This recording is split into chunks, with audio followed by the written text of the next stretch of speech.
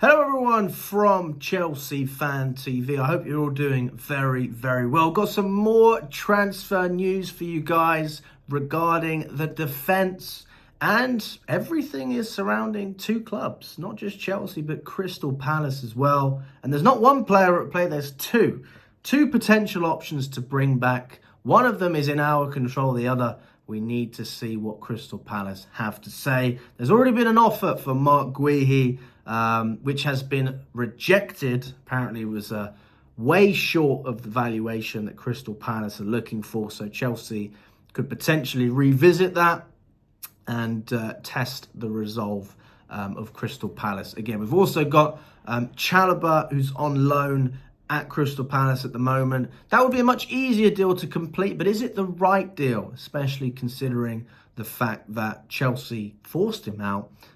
We couldn't get a permanent deal for him, which is why subsequently he's gone out on loan to Crystal Palace, so that we can then move him on later down the line. That's always been the intention of Chelsea. Even though I didn't agree with it, that's what they decided to do. He's more than capable of being in our squad. There's no doubt about it. He's good enough to play, but they're just thinking about the profit. And maybe there is an element of the club thinking the player isn't good enough, and they wanted to put their faith in Disasi and Tosin and Fofana. So you let me know in the comments if you disagree with that logic. Were we wrong to get rid of Chalobah on loan, or should we have kept him the whole time? I just want to give a big shout out as well to our sponsors, Stocks FC. It is what it sounds like. It's a stock platform for football players. What you can do with Stocks FC is go on their website. There is a link in the description as well as a QR code on screen. And you can go in and invest in your favourite football players. Get in early and you can get them while their stock is still low. Hopefully make a little bit of money as well. It's very simple, guys. It's much easier to actually go and find out for yourself than hear it from me, though. So check it out, click the link or scan the QR code. But moving on to what I was saying earlier with Mark Guehi and Chalobah. These deals are really, really important to our future in terms of maintaining Champions League form. We've just had Josh Achimpong play against Crystal Palace, and Enzo Maresca said he was the best player on the pitch. And to be fair, there's a real argument for that to actually be the case. Achimpong had a fantastic game, but he's still very young. He's 18 years old. It's not easy for a player to have a run and consistently play as well as they did when they first started. Lewis Hall is an example of that. I remember when he had his breakout season under Graham Potter, he was fantastic. But as he played more and more, he did have a few games where he struggled. And that's normal for any young player. And Josh Achimpong, maybe he's different. Maybe he can just continue to maintain that amazing form. But the team hasn't been amazing recently, so it's going to be even harder for him. So he does need support. He needs to slowly embed into this team. And I think it makes perfect sense to bring another centre-back to the club. You've got a player like Tosin, who is a good squad player, but not necessarily a starter. Disasi is clearly not good enough, and Fofana, he's always injured. So you can't rely on players who are always injured. What does Chalobah bring to this team?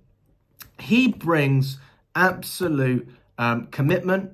He's a professional and he's a Chelsea lad. There's one thing that I can say about Chalobah. He loves the club and he's been very loyal to the club. The club have treated Chalobah so poorly. It's an absolute disgrace.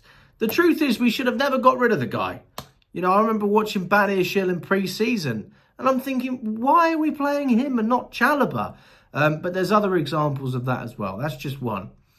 He was told, you don't have a future at this team. And then come on to January, we're interested in bringing him back. But the crazy thing is, he is actually open to coming back. And that is a testament to his character.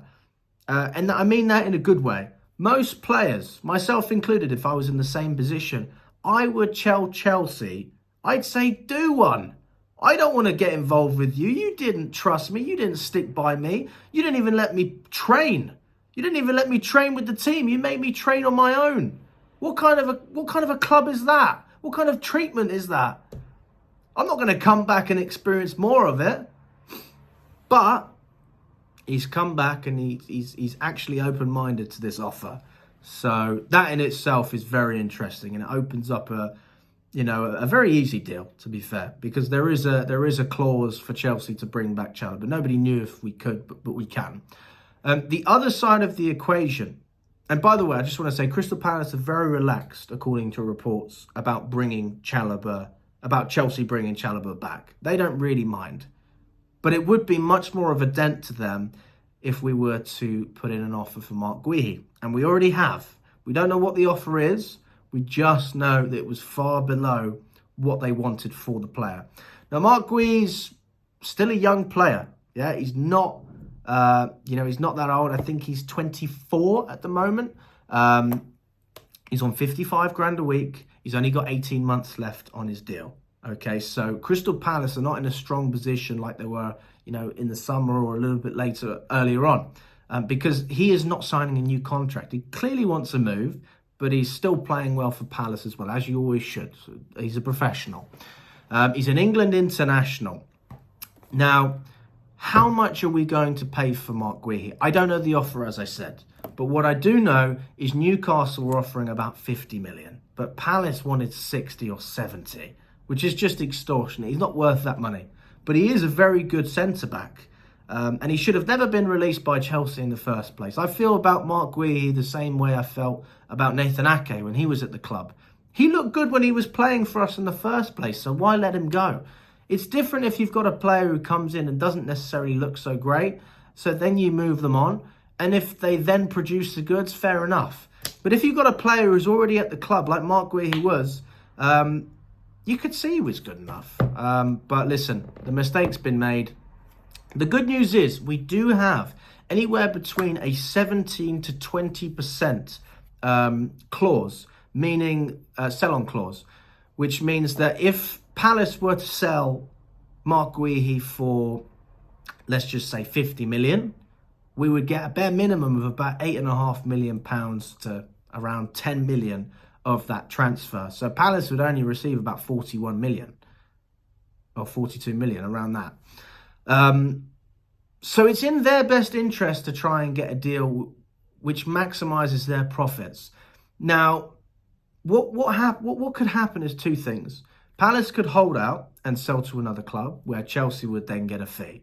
So Palace wouldn't get all the money in that transfer. We would get 17 to 20% of it. The other option is that Palace go directly through Chelsea at a discounted rate, but still get more of the transfer fee because we cut out that clause, the sell-on clause. So rather than sell Guehi for 50 million, for example, and only pocket 42, they could sell him to Chelsea for 45 and make 3 million more.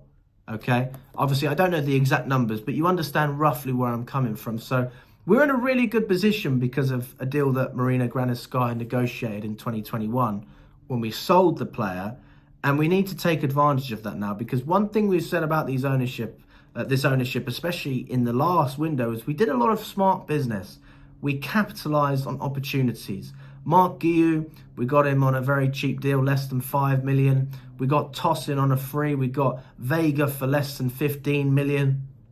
And these are all good players with potential. But Mark Guehi is a different category. He is ready-made. He is Premier League proven. And actually, he's a Cobham graduate. He knows what it is to play for the club. He's an England international.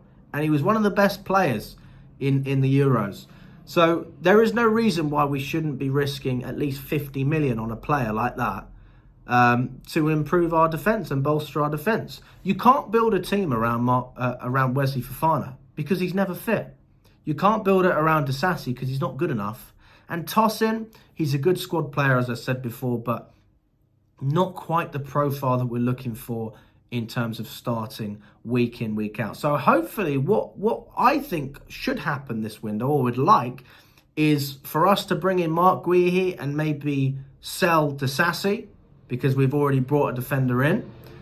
Or we're going to take a safe option and stick with Chalobah, which I'm not opposed to either, but I don't think it shows any real ambition. I think it just makes us look worse for getting rid of the player in the first place. So ideally, in my perspective, we bring Mark Guehi in on a permanent transfer. We pay a slightly inflated fee, but at the same time, as I said, we get a discounted rate because of that sell-on clause anyway. So it should work out as market value anyway. But who knows? Let me know what you think, guys. Do you agree or disagree with what I've said? All the best. Remember to check out Stocks FC as well. And we will catch up very, very soon.